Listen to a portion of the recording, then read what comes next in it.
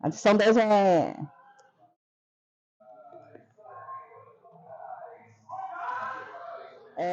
o meu é a página 65. Qual a página da sua? Lição 10, página 56.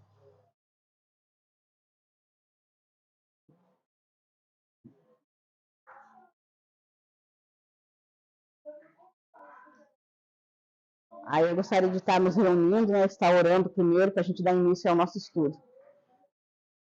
Meu Senhor Deus Pai, meu Deus de graça, Deus de bondade, Pai, em teu santo nome, Jesus, nós agradecemos por essa manhã, agradecemos porque estamos aqui, agradecemos, Pai, porque até aqui o Senhor tem nos ajudado, que Deus amado, Deus querido, em teu santo nome, que o Senhor possa estar abrindo o nosso entendimento, Pai, para que nós possamos receber a nossa porção da manhã, Pai, e que Deus amado, Deus querido, em nome de Jesus, o que nós recebemos aqui, Senhor Pai, nós possamos estar usando, Pai, com as pessoas, Pai, que ainda não conhecem Sua palavra, ou com os irmãos que não puderam estar presentes hoje, mas que Deus amado, Deus altíssimo, que o Teu Espírito Santo venha ter liberdade nesse momento, Pai. É essa oração que eu te faço, te agradeço, em nome de Jesus, amém.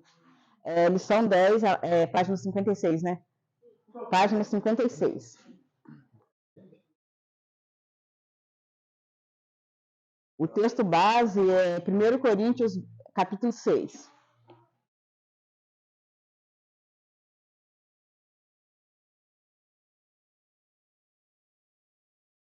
Primeiro Coríntios 6, do 9 ao 11. Do verso 9 até o verso 11. Pode.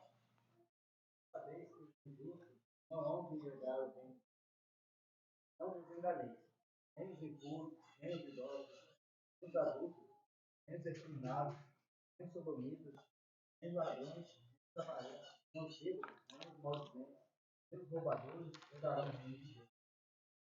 E tais outros alguns de vós, mas fosse lavados, mas fosse santificados, mas fosse justificados, em nome de Jesus, pelo Espírito do nosso Deus. A lição 10, ela é uma lição muito, é muito prática, né? E é bem simples, tem a ver com o nosso dia a dia. Ela fala de como nós éramos antes de nos converter e como nós somos agora. Só que nesse contexto aqui, o que a gente vai entender? A gente vai entender que o crente deve viver de forma que foi lavado, santificado e justificado no nome do Senhor. E nós devemos amar a vida presenteada por Cristo e nunca sentir saudade da velha vida. Ou seja, Paulo ele está querendo dizer para a gente que a partir do momento, né, que nós nos convertemos, nós temos que andar de acordo com aquilo que o Senhor fez na nossa vida. Ou seja, antes nós éramos de um jeito, né? Nós éramos pessoas que nós não tínhamos entendimento das coisas do Senhor, e às vezes até tínhamos, né? Mas nós fazíamos coisa errada, né? Nós roubávamos, furtávamos e fazíamos intriga e éramos pessoas más, né? De má índole mesmo. E quando nós nos convertemos ao Senhor, o Espírito Santo de Deus ele vem e nos regenera, né? Nos faz a gente se tornar outra pessoa, né? É isso que o Senhor fala aqui através de Paulo, né? Que nós somos lavados, santificados e justificados. Mas tudo isso é através do nome do Senhor Jesus. E quando ele fala que a gente não deve sentir assim, saudade da nossa vida antiga, assim, no meu entendimento, é a gente se esforçar ao máximo para caminhar verdadeiramente com Cristo, né? Abandonar as velhas práticas. E muitas das vezes, quando nós nos convertemos, quando nós temos a nossa mente em Cristo, quando a nossa mente se torna uma mente renovada, né, que o Senhor fala lá em Romanos, que a gente transforma a nossa mente. Se a gente vai testemunhar o que a gente fazia antes, a gente acaba testemunhando até com vergonha, né? Até com um certo constrangimento, né? Do que a gente era antes, do que a gente fazia antes, mas isso é para que a gente primeiro, né, mostre para o outro que há um Deus que transforma e também que a gente possa olhar para a gente e compreender que nós somos capazes de nos deixar ser transformados por Deus. Então, eu acredito mais ou menos nesse sentido. E a gente tem que testemunhar Cristo o tempo todo na nossa vida. A gente tem que testemunhar Cristo do momento que a gente levanta até o momento que a gente vai deitar. Quando a gente estiver no nosso local de trabalho, no meio da nossa família ou andando pela rua. O testemunho de Cristo é a gente mostrar que nós somos filhos e servos do Senhor com as nossas atitudes, que muitas das vezes a gente fica preocupado em testemunhar a conversão com a roupa, né? Embora a roupa faça parte, mas o que faz mais parte é o nosso caráter, porque muitas das vezes a pessoa testemunha com a roupa, mas aí quando você chega, vai conhecer um pouquinho mais a fundo, você descobre que o camarada é só convencido e não convertido, né? O Senhor deseja que nós sejamos verdadeiramente convertidos, porque o desejo dele não é que a gente se perca. Esse que é o desejo dele. Mas aqui dentro da lição, quando o apóstolo Paulo fala sobre o antes e o agora, ele faz uma referência lá no capítulo 5 de 1 Coríntios mesmo. Eu até li, né? Porque se a gente for ver aqui na introdução, eu vou entrar na introdução. Introdução. Segunda parte do capítulo 6 de 1 Coríntios, do verso 9 ao 20, é uma extensão do capítulo 5, no qual o apóstolo Paulo inicia a exortação sobre a moralidade sexual.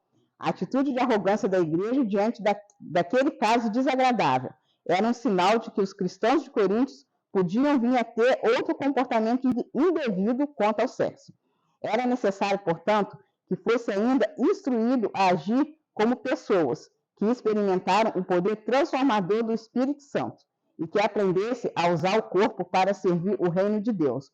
O que Paulo ele quis dizer aqui, que quando ele exortou aquele povo, ele deixou bem claro que as pessoas elas estavam dentro dentro da igreja, estavam vivendo uma vida de igreja, mas eles ainda estavam tendo dificuldade de viver uma vida verdadeira em Cristo. Né? No capítulo 5, só para a gente lembrar, não sei se alguém já leu, mas no 1 Coríntios 5, Paulo ele faz uma citação de um rapaz que estava tendo um relacionamento amoroso com a madrasta, né? Com a esposa do pai dele. E tipo, e a igreja estava, né, tô nem aí, né? Como se diz, o problema é deles, eu não tô nem aí. Só que aí Paulo vem falando, vem exortando e vem dizendo, está acontecendo isso e vocês não tomaram atitude, então quer dizer, se isso acontece, vocês não estão tomando atitude, imagina se acontecer outras coisas. Vocês vão continuar caminhando dentro da igreja, fazendo as coisas da igreja, mas sem se deixar ser mergulhado no pensamento de Cristo. Aí Paulo chega e fala que um pouco de fermento estraga a massa toda, ou quer dizer, ele, assim, no que eu entendi, ele diz mais ou menos assim, se vocês estão vendo esse caso, né, que é errado o rapaz se relacionar com a madrasta dele, e vocês estão quietinhos no canto porque não é problema de vocês, se acontecer algo mais sério, mais profundo, vocês vão continuar tendo a vida de igreja, continuar dando glória, dando aleluia, profetizando, falando e dando no lamaçal da sujeira. Foi mais ou menos isso que eu entendi.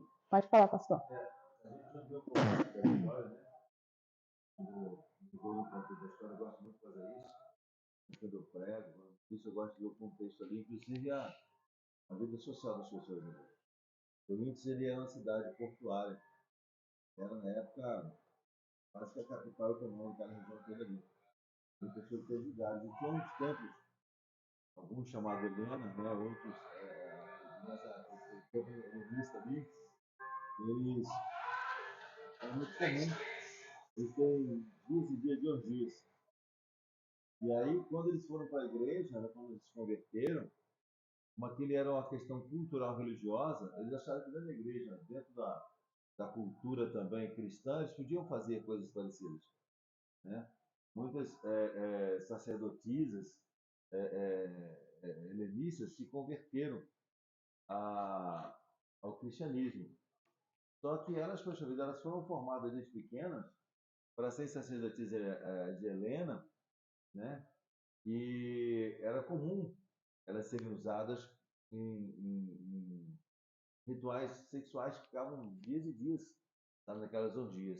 As meninas que eram abandonadas, ou os pais que não queriam mais assistir, mandavam para ou algumas já consagradas mesmo, que eles não tinham isso como uma questão vulgar. Eles acreditavam que Helena, ou que Afrodite, elas tinham o poder sobre a questão sexual, sobre a procriação, sobre a sobre o ventre, né? Então, eles achavam que isso não era uma coisa pecaminosa, a concepção deles. E é o que traz isso para a gente hoje, né? Às vezes nós pegamos as pessoas, colocamos dentro da igreja e queremos que essa criada questão doutrinária, ou queremos permitir que as pessoas continuem tendo uma vida regalada da forma que estava fora. Então, isso é muito perigoso. Por isso que Paulo ele faz essa... na igreja de Corinto, tudo você vai ver que ele fala muito sobre a sexualidade, sobre a moralidade, né? As cartas da Corinto falam muito sobre questão doutrinária, né? Ali que ele fala sobre a mulher não poder falar da igreja. Ele cria umas formas, né? Coríntios 7 fala sobre a mulher não se privar do marido, o marido não privar da mulher. Porque se privasse do outro, eles tinham o direito de dar porque a mulher tem relação sexual, tanto o homem quanto a mulher. Entende? Então, Paulo fala muito sobre família, porque a família, para eles, não tinha a conotação que nós temos hoje. Né? Família era um grupo de pessoas, não necessariamente um grupo de pessoas que respeitavam a sexualidade do outro. Acho bacana quando a gente começa a estudar o contexto da história, a gente entende muitas coisas porque Paulo estava falando ali aos Coríntios. Hein? E assim, o que eu enxergo assim, trazendo para hoje, era como se a gente, né, convidasse alguém para conhecer Cristo, né, e a pessoa viesse, recebesse a palavra, fosse alimentado, está tendo uma vida, né, dentro da igreja, mas ela continua tendo a vida paralela dela e tipo, e a gente não se importa, né? Deixa ela fazendo porque, tipo assim, vai chegar uma hora que, né, Deus vai tocar no coração dela e ela vai ser transformada. Mas se ela não for ensinada, não for doutrinada, ela não vai saber que ela tem necessidade de se esforçar para abandonar certas coisas, né? Teve uma época que quando eu me converti, eu conversava muito com uma moça e ela falava que a mãe dela era, tipo assim, era assembleana há mais de 20 anos, alguma coisa assim. Sim, Templo de Ana de Helena. E mesmo com 20 anos de conversão, né, a senhora profetizava, fazia, né, várias obras dentro da igreja. Ela disse que ela não entendia, porque ela tinha se convertido há pouco tempo e cresceu vendo a mãe dela vivendo no evangelho, e ela disse que a mãe dela ainda tinha um negócio de acender vela para o anjo da guarda. E ela disse que ela não compreendia porque que a mãe dela fazia aquilo. A mãe dela, o pai dela fazia aquilo.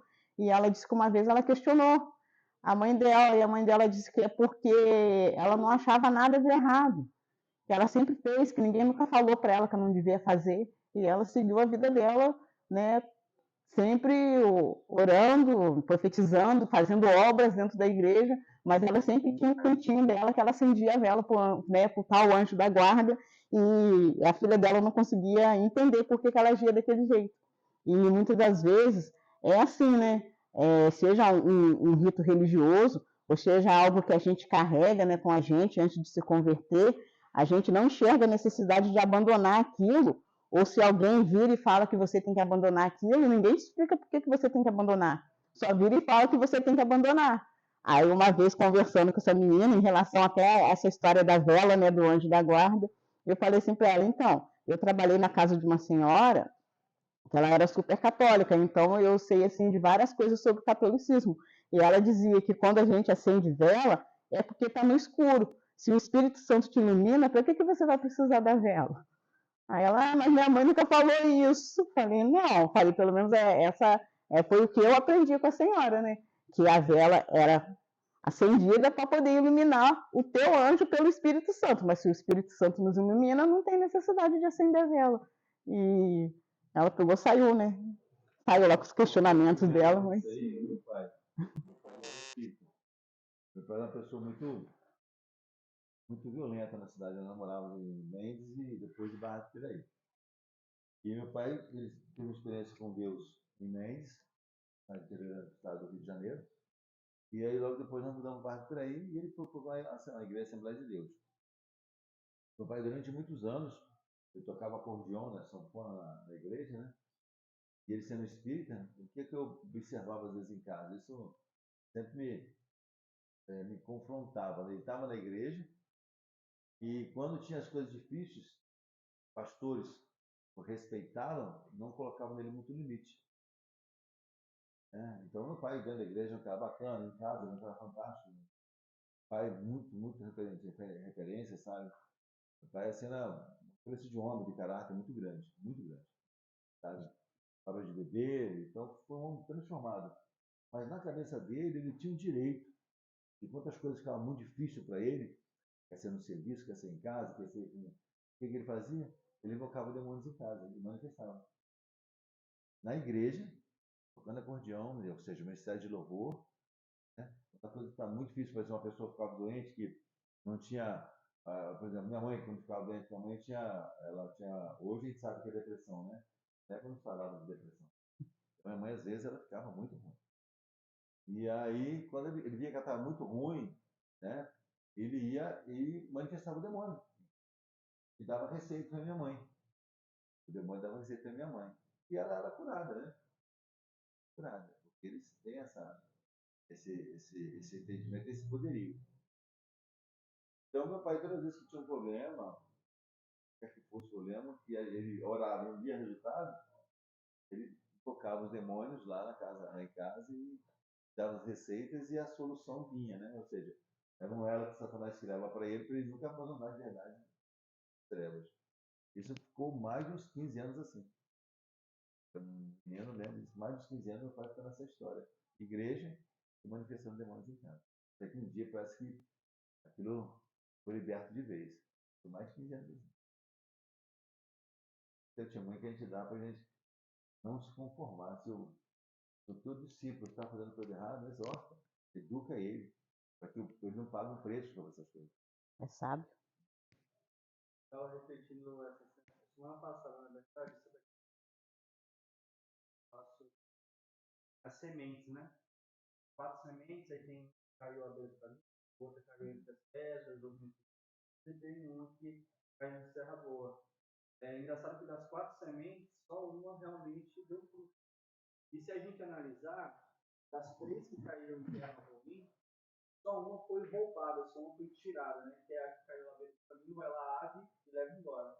A palavra, quando Jesus está explicando os discípulos, né, texto, ele fala que a semente é o evangelho. Então, teve uma semente, o evangelho foi plantado, mas veio o inimigo e levou embora. Então, isso dá a entender que, às vezes, o evangelho está ali, a pessoa está na igreja, mas tem uma pedra, tem um espinho. Quer dizer, a pessoa está dentro do corpo, brotou, é uma árvore, só não dá fruto, mas está ali. E quem olha, não, ali é um pé de maçã, ali é um pé de abacate. Mas tem vários problemas que às vezes a gente não conhece a fundo, mas tem. E isso aí às vezes ainda no corpo, às vezes. Aí ele vai fazer a comparação, né? A pedra são as dificuldades que aparecem na vida das pessoas. Eu acho que o pai do Senhor, você acabou de falar, né? Isso. Apareceu a dificuldade da pessoa. E os espinhos é riqueza, avareza, orgulho. Então a gente tem que tomar cuidado, né? Como a irmã falou, às vezes a gente está na igreja e está fazendo a coisa errada há 20, 30, 40, 50, 60 anos e só está por estar, mas não foi transformado. Conheço muitas pessoas, como o Matheus está falando, que estão há muitos anos na igreja, e não dá frutos. Muito pelo contrário. Minha esposa foi coordenadora da Sociedade de Mulheres durante uns 6, 8 anos. E a maior batalha que minha esposa tinha é de fazer a Sociedade de Mulheres crescer. Porque as senhoras que estavam lá, já eram senhoras de idade, e elas não queriam que ela crescesse para não perder aquele vínculo de amizade, olha só.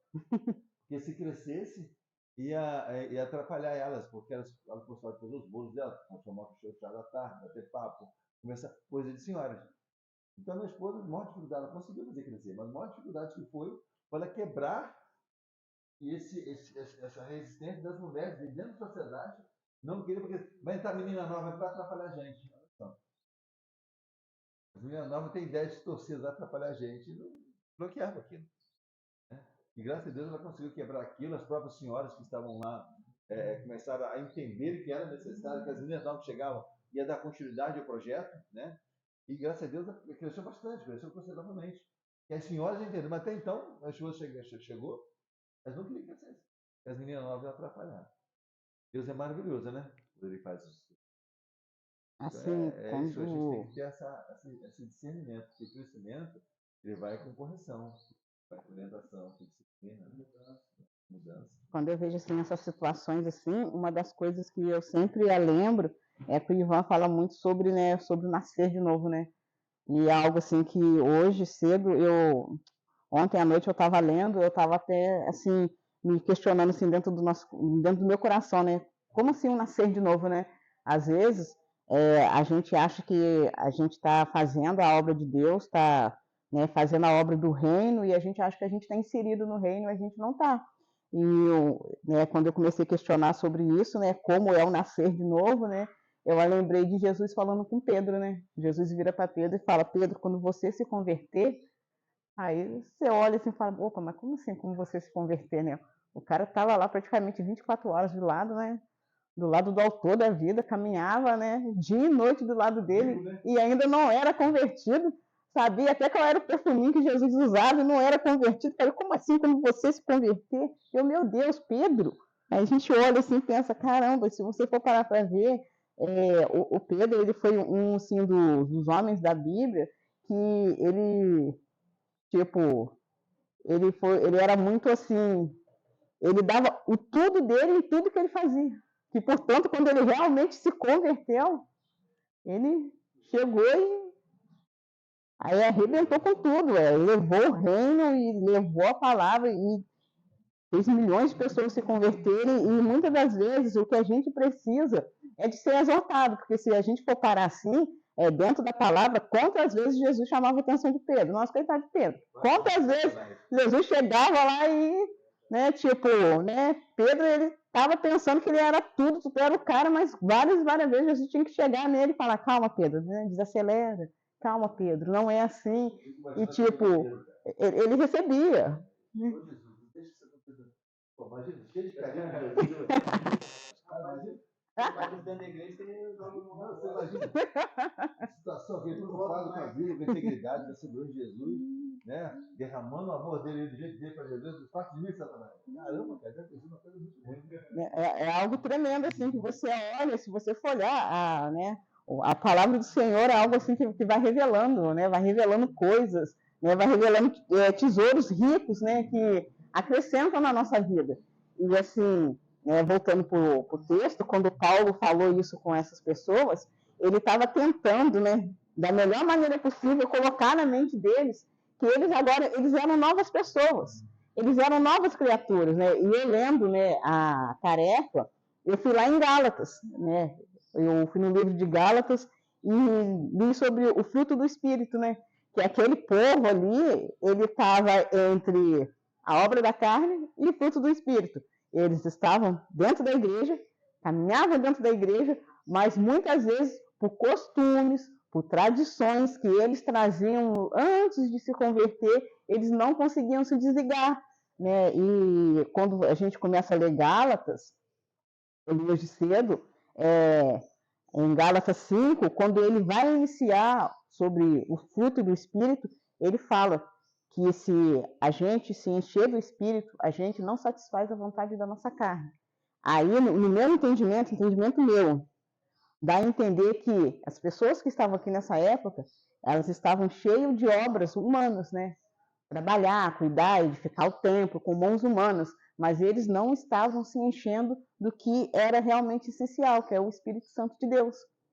E se a gente olhar assim pelo, né, o ângulo de hoje, trazendo essa atividade para a nossa vida hoje, a gente pode também correr o risco de estar edificando obras humanas, varrendo, limpando, passando pano, alinhando tudo, mas está vazio do Espírito Santo de Deus. E quando a gente está cheio do Espírito Santo de Deus, a gente automaticamente vai deixando, né, as coisas. Tipo, vai fluindo naturalmente. Naturalmente, aquilo que você fazia, que era algo cultural, que não te fazia mal, você começa a deixar de fazer. Antes, eu lembro que tinha um período, tipo assim, eu nunca gostei de exposição, né? Eu nunca gostei, nunca liguei. Na verdade, eu tenho até trauma, porque quando eu era criança, a gente ia só para desfilar e voltava para casa. A gente ficava horas e horas lá só para desfilar. Minha mãe juntava todo mundo, levava a gente embora. A gente não passeava, não brincava, não comia uma bala. Desfilava, cumpria o papel e ia embora para casa. Então, eu já cresci assim, com um pouco de trauma de exposição. Mas eu gostava muito de fanfarra.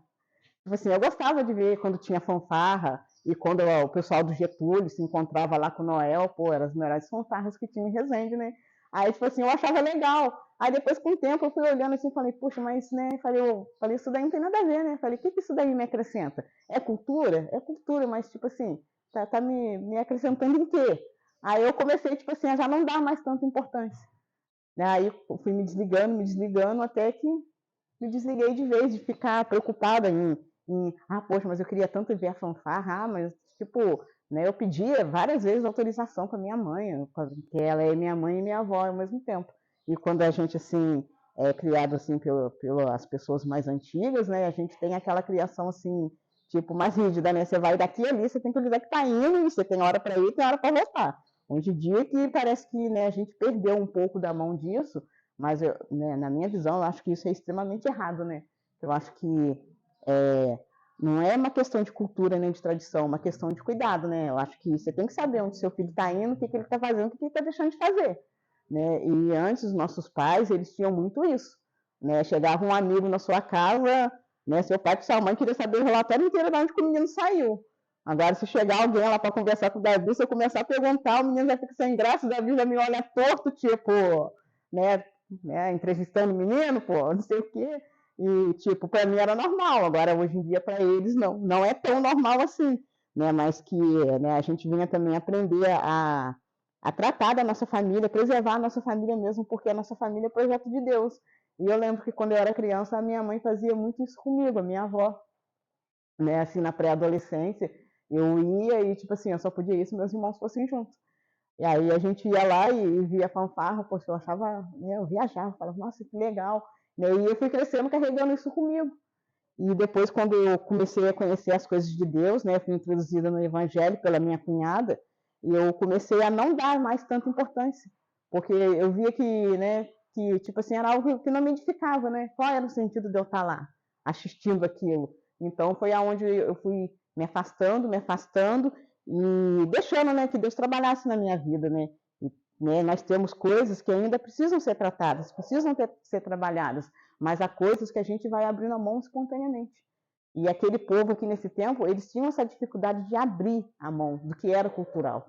Então é onde Paulo vem chegando e vem trazendo eles a realidade de Cristo, né? Aí Paulo começa a exortar eles, a ensinar que eles não são mais daquele tempo, que eles não precisavam mais caminhar como eles caminhavam antes, né? Visitando, né, os templos cultuais, eu acho que era templos cultuais que chamavam, né, onde tinham, né, as prostitutas culturais, alguma coisa assim nesse sentido, e que eles não precisavam mais viver nisso, porque aquilo fazia mal para eles, fazia mal para a igreja, porque eles traziam a contaminação para dentro da igreja, que no caso era a contaminação moral, enfraquecia espiritualmente as pessoas que estavam do lado, porque aqueles que estavam mais assim alinhados olhavam e tipo, mas se ele está fazendo não tem importância, eu também vou continuar cultuando, né?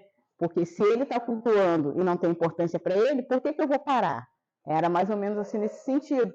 Aí eu até fiz uma anotação aqui. Paulo deixa claro que após a nossa conversão, devemos abandonar algumas práticas que nos afastam da presença do Senhor e impede de recebermos o Espírito Santo. Mas muitas das vezes nós não compreendemos que quando nós conhecemos Cristo, nós somos regenerados, santificados e justificados pelo sangue de Jesus. É o que Paulo havia falado no começo para aquele povo, que eles eram os povos regenerados, ou seja, eles eram novas pessoas, eles tinham que ser santificados, eles se tornaram separados para Deus e eles eram justificados por Cristo. Tipo, não havia necessidade deles fazerem outras coisas que não fosse caminhar no Evangelho de Deus. Aí eu até lembrei de 2 Coríntios 5. Aí depois, no meio da lição que eu vi que falava também sobre 2 Coríntios 5, que é aqui no comecinho eu lembrei, de 2 Coríntios 5, 17, que fala que com Cristo Jesus nós somos novas criaturas. Quer se aprofundar no Evangelho, quer viver foi conveniente ela conhecer o Evangelho para curar e quer viver o santo e o profundo ao mesmo tempo. A pastora pegou isso. Mas, como ela não falou, é uma dificuldade. Quer praticar as moralidades sexuais, mas que daí quando o bicho quer estar dentro da igreja. Eu estou com depressão, eu vou morrer, não sei isso, que aquilo, mas aí está enfiado lá no meio de ideologia, de taxa de justiça. Quando a coisa fica estreita, o negócio está pegando, eu vou ter igreja para receber uma oração. É como se diz a grosso modo, né? Querem a bênção, mas não querem receber o dono da bênção, né? Eu vivi o sonho de uma condição, de assim, por uma coisa, ou vai para o inferno direito ou vai para o céu direito. Né? Tem como você viver na mornidão, né? Aí ele vem aqui falando no texto, falando sobre o antes, né? Como as pessoas eram antes. Aí tem um finalzinho que diz cá em cima. O próprio apóstolo Paulo é um exemplo de transformação que Deus pôde fazer em uma pessoa. Aí vem o texto de 1 Timóteo 1,13. A mim, que noutro tempo era blasfemo, perseguidor e insolente, mas obtive misericórdia, pois fiz na ignorância e na incredulidade. Eu levei um certo tempo para entender, né, esse texto. Eu lembro que quando eu lia, eu não conseguia compreender o que Paulo queria dizer.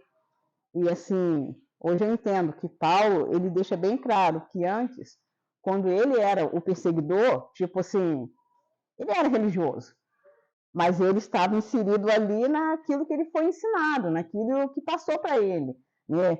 Porque Paulo, ele não era um cara qualquer, ele era um cara importante, né? Ele fazia parte de uma das sociedades importantes, né? E então tudo que ele fazia era com zelo para defender aquilo que ele acreditava. E depois que ele se encontrou com Jesus a caminho de Damasco, ele continuou a fazer com zelo aquilo que ele descobriu, né? Que ninguém chegou para ele e falou de Jesus para ele. O próprio Jesus chegou até ele e deu uma confrontada nele e falou: Paulo, por que você me persegue? E quando Paulo teve esse encontro com Cristo, tipo, na mesma velocidade que ele perseguia, ele começou a levar a transformação, a levar a palavra, a levar o evangelho. E são coisas que hoje, se a gente olhar e ver, apóstolo Paulo, ele foi um dos maiores missionários, ele foi o pioneiro nas missões. E se a gente for assim pegar o exemplo de Paulo para a nossa vida, tem momentos que a gente chega até a ficar assim meio constrangido, porque quando nós não conhecíamos a palavra do Senhor, quando nós não recebemos o evangelho na nossa vida, antes, né, de nós sermos novas criaturas em Cristo Jesus, a gente fazia muitas coisas com muita vontade, a gente tinha muita energia para várias coisas. E hoje, né, que nós servimos o reino, trabalhamos para o reino, somos lavados, transformados, regenerados, né, pelo sangue do Senhor Jesus, e isso não é mérito nosso, é mérito dele. Quantas das vezes a gente paralisa no meio do caminho para fazer algo tão simples? Né? Quantas das vezes o Senhor põe uma missão pequena na nossa mão e a gente para no meio do caminho porque a gente acha que a gente não vai conseguir, a gente acha que não é capaz, a gente acha que não tem tempo, a gente começa a colocar vários empecilhos, né? Aí falando assim, né, no popular mesmo, né? Quando a gente era do mundão, a gente não fazia, acontecia. Por que agora que nós somos transformados por Cristo, nós somos novas criaturas, nós somos chamados para fazer o ídolo do Senhor, por que a gente põe um monte de empecilho?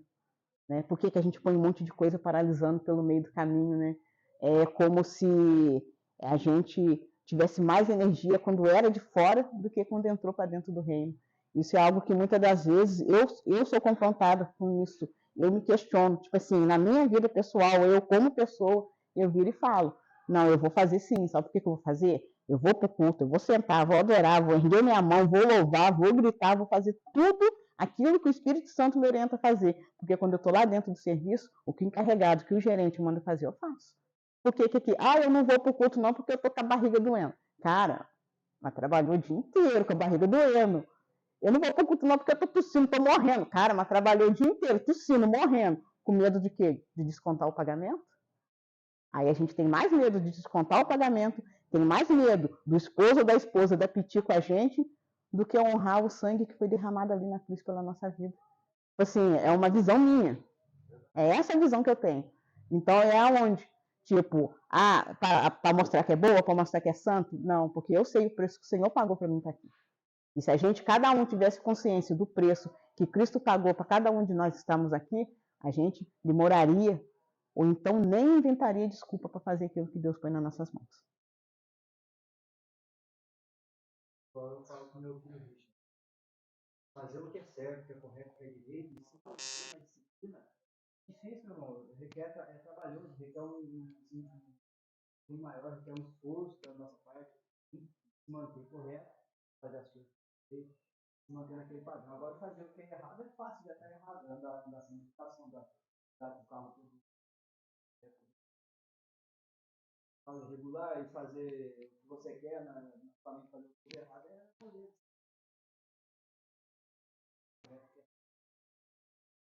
mental, disciplina, mantendo, pode fazer errado, faz aquilo ali, até uma coisa errada.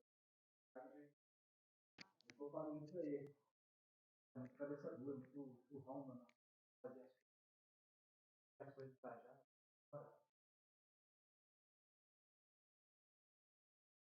É correto.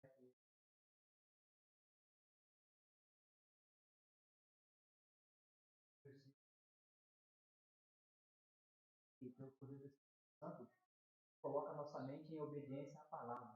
É muito difícil colocar a mente, colocar a mente muito grande. Nossa, Se você manter a mente na obediência à palavra, é uma benção, porque depois que a batalha desceu do coração, nossa, já era, né? A nossa mente é um turbilhão. Já não fala sobre isso, já. Thiago fala, né? Alguém quer falar alguma coisa? O Rian chamou pra tomar café. Ora pelo café, Guilherme.